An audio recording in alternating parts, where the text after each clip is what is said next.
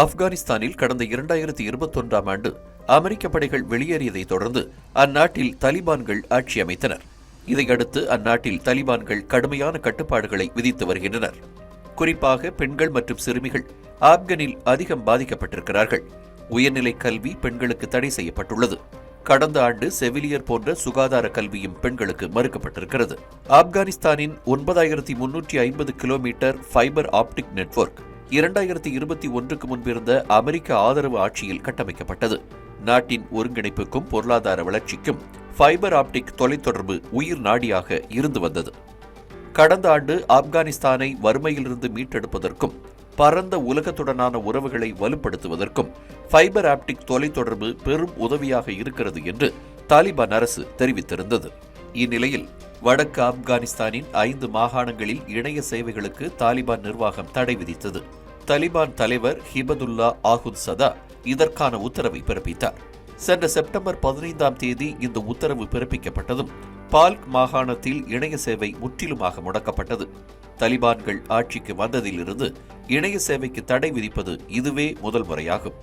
மறு அறிவிப்பு வரும் வரை இந்த தடை அமலில் இருக்கும் என்று தாலிபான் அரசு வட்டாரங்கள் தெரிவித்துள்ளன. ஒழுக்கக்கேடு என்று அறிவித்து தாலிபான் அரசு ஃபைபர் ஆப்டிக் தொலைத்தொடர்பு சேவைக்கு தடை விதித்ததால் ஆப்கானிஸ்தான் தற்போது நாடு தழுவிய தொலைத்தொடர்பு முடக்கத்தை சந்தித்து வருகிறது.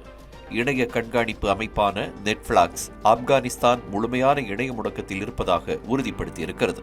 இதன் காரணமாக தலைநகர் காபூலில் உள்ள தங்கள் அலுவலகங்களுடன் தொடர்பு கொள்ள முடியவில்லை என்று சர்வதேச செய்தி நிறுவனங்கள் தெரிவித்துள்ளன.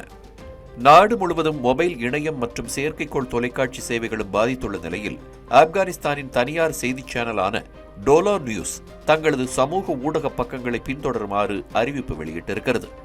வங்கி மற்றும் அனைத்து வணிக நிறுவனங்கள் மட்டுமல்லாமல் அரசு அலுவலகங்களும் பாதிப்படைந்திருக்கின்றன.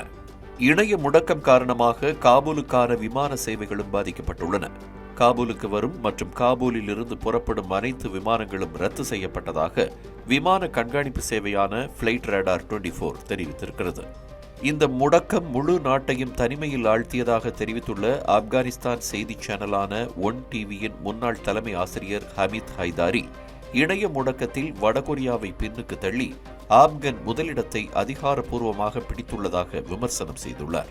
ஆப்கானிஸ்தானுக்கான முன்னாள் அமெரிக்க தூதர் சல்மே ஹலில்சாத் தலிபான்களின் இணைய தடையை அபத்தமானது என்று கண்டித்திருக்கிறார். இதேபோல் ஆப்கானிஸ்தானுக்குள் இருந்து ஆப்கன் குரல்கள் இல்லாத இணையம் காது கேட்காத தன்மையில் அமைதியாக இருக்கிறது என்று அமெரிக்காவைச் சேர்ந்த ஆப்கானிஸ்தான் முன்னாள் நாடாளுமன்ற உறுப்பினர் மரியம் சோலைமான்கில் தனது எக்ஸ் பக்கத்தில் பதிவிட்டிருக்கிறார்.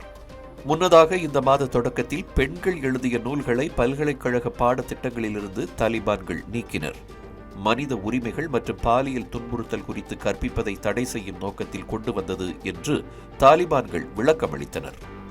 ஒழுக்கக்கேடு என்று சொல்லி நவீன தொழில்நுட்ப வளர்ச்சிக்கு தடை விதித்து ஒரு நாட்டையே பல்லாண்டு காலம் பின்னோக்கி இழுத்து சென்றிருக்கிறார்கள் தாலிபான்கள் என்று சமூக அரசியல் விமர்சகர்கள் கூறியுள்ளார்கள்.